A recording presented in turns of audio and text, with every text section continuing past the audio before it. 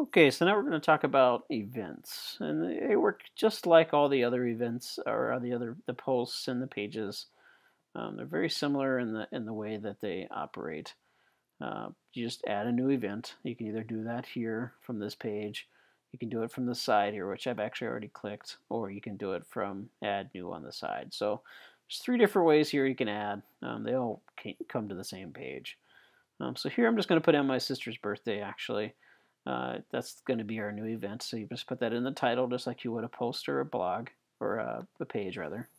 Then here we can say Amanda's turning 30, right? Not really, but at any rate we'll call it that. So this is Amanda's turning 30 that day. And then here we come down and then we're going to say, is this an all-day event? Well, it's going to be a party, right? So let's just say a start date. And this kind of cool little menu will pop out, and we're going to say January 7th, which is accurate. And then, yeah, 7:30 sounds great. And then, so obviously, its end time is still the 7th as well. Oops, I clicked the wrong box. At 8:30 sounds good. So, oh, let's just click 7:1. That was my problem. 7, 7. Oh, yeah, I see. So this does it in, I forgot about that. It does it in European time. So 7-1-2013 is the day, the month, and the year. So not a big deal, but it just sort of does it a little bit backwards. Well, backwards to us, the right way for the rest of the world. So at any rate, that's the kind of the way that goes, 7:30 8:30. And then you can also exclude dates. It works just similar to the Outlook calendar or to the Google calendar if you ever worked with either one of those. You can exclude certain days, you can repeat certain days.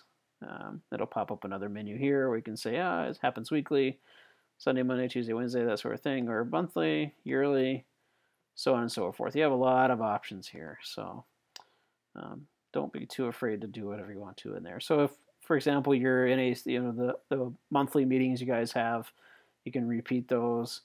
And then down here you can come down and say Amanda's house, right? For the venue name, you can say 1234 Main Street. And then, as you see, as you're typing away, it's trying to find where you're at, right? Fargo, North Dakota. Oh, look at that. Main Street, Fargo, North Dakota, 158103. You can even show a Google map if you'd like. So if people can put it in, or you can input coordinates if you want and put in latitude, longitude. So say you're at the park, near a specific park bench, you just happen to know the latitude or longitude, or sort of geocaching or anything to that effect. Well, you can do that sort of thing. So that's kind of fun if you're inclined to do that. Cost, we're going to say free this time, but maybe in the future we'll charge. And then you can have contact name, phone, email, all sorts of different fields you want to do there. So once you're done with that, then you can come back up to the top, just like you would on the other sections, the page.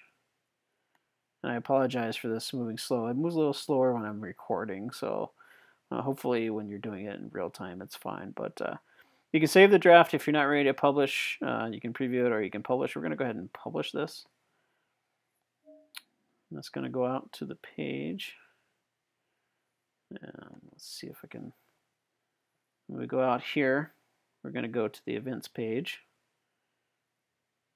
Right.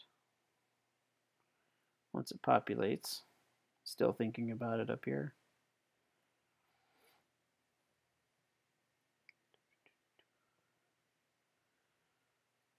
So, and again, I apologize.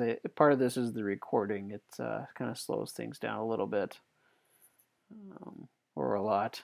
So just have to be patient here with me for this. So the events come up. Oh, great.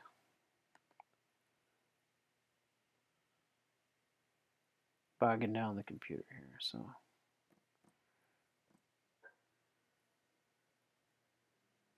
got a little sickly man, but that's okay. We're going to make it through anyway. All right, so there it came up, and it's populated here, January 7th. Now I have it set up to where it goes straight to the poster board. I just kind of like this layout, but obviously you can do the traditional whole month calendar, and the user can do that as well. Just change it out to this. And you can see that they've kind of put that in there like that. So January, go out to January, you'll see New Year's is here, and then Amanda's party. And you can click on that, and it'll pop up in a whole new page here. So okay. And there's the calendar with it right there, where it shows the main street, the time, where and when, the cost, and then the text box that you put in there. So okay, and that's pretty much that for the events.